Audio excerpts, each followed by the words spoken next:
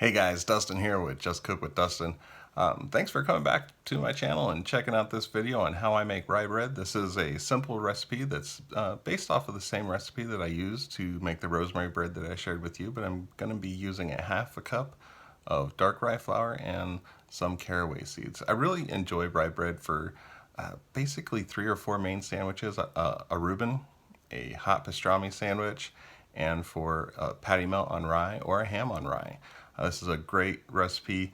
I also like to have this just toasted with some homemade lacto-fermented sauerkraut on it. The caraway goes so well with it, and it's a great way to get your probiotics by having some lacto-fermented sauerkraut. If you guys want to see a video about how to make lacto-fermented sauerkraut, just leave a comment down below. I'd greatly appreciate it. And if you guys haven't yet, please subscribe to my channel, give it a thumbs up, hit that notifications bell, and leave a comment down below. The best way to help me grow this channel is to share these videos with your friends for people that you think would enjoy my recipes. I greatly appreciate every single one of you that are here with me today, and I hope you guys will enjoy this recipe. Take care.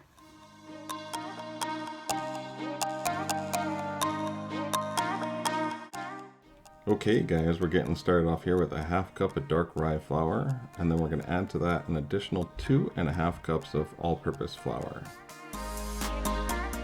We're also going to add a teaspoon of salt, as well as a teaspoon of yeast and a heaping tablespoon of caraway seeds.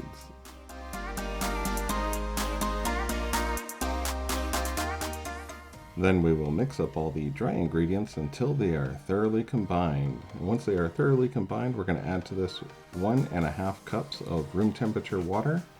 And we're going to reserve about a tablespoon of water just in case there's any flour at the end that we need to hydrate with an additional tablespoon or so of water.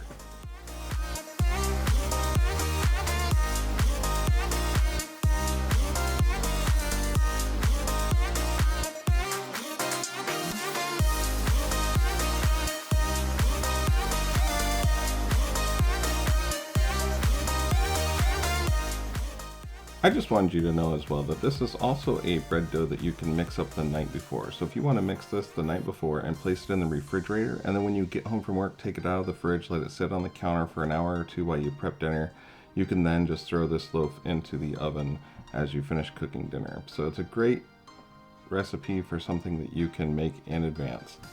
And like I said, you're going to have a tablespoon of water there. If you need it, you can add it to any loose, unhydrated flour that might be in the bottom of your bowl. Once we've got this thoroughly combined and mixed, we're going to cover this and let it set for 3 hours.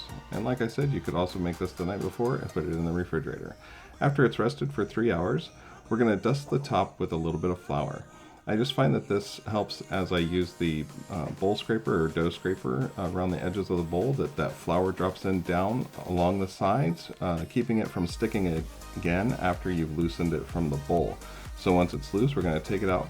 And we're just going to turn this over on itself, 5 or 6 times, and then we're going to roll it into a ball. We're going to just pull from the top, push down from the bottom, and create a seam at the bottom. And then once it's nice and taut or firm, we're going to then just work it on the countertop to just finish up that seam on the bottom. And then we're going to place it on a piece of parchment paper and put it back in the bowl and cover it and let it rest for another 30 to 45 minutes while we preheat our oven with our Dutch oven in the oven. So we want to turn on our oven to 425 degrees, put the empty Dutch oven in there so it can preheat with the oven. After it's reached 425, we're going to take out that hot Dutch oven and place our dough right into the center and cover it back up again. We will then place it in the oven and set a timer for 25 to 30 minutes. For this one, I did 25 minutes. I uncovered it and let it bake for an additional 2 minutes to get a nice dark brown crust. But you could just cook this for a straight 30 minutes, and if it's dark enough when it's done at the 30-minute mark, you can just leave it as is. So like I said, we're going to place this in the oven, let it bake for 25 minutes, uncover it, put it back in, 2 more minutes, deep brown, great, golden brown, delicious color. This has a super crispy exterior. You're going to hear here in a second as I cut into this bread, it's just got a great crispy crust on the outside. It's so delicious.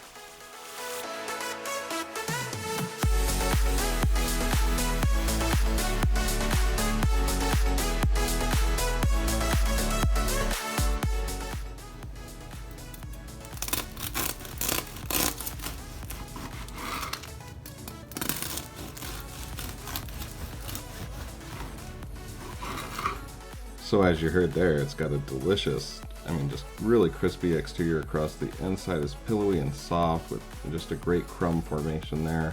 It's great warm out of the oven with some butter on it, or like I said, I like to put on some sauerkraut sometimes on this as just a great snack. Alright guys, so I hope you enjoyed that recipe on how to make rye bread. I'm coming up on a year of making recipe videos for YouTube. I haven't quite stuck with the one video a week that I was hoping to, but life's been busy, different things going on, and as you know, 2020 has been a rough year for everybody. I hope you guys, since you've stuck around this long, if you haven't yet, please hit that subscribe button. So I would love to get to 1,000 subscribers in the next, I mean, if we could do it in the next week before I hit my 1-year anniversary, which is coming up on the 22nd.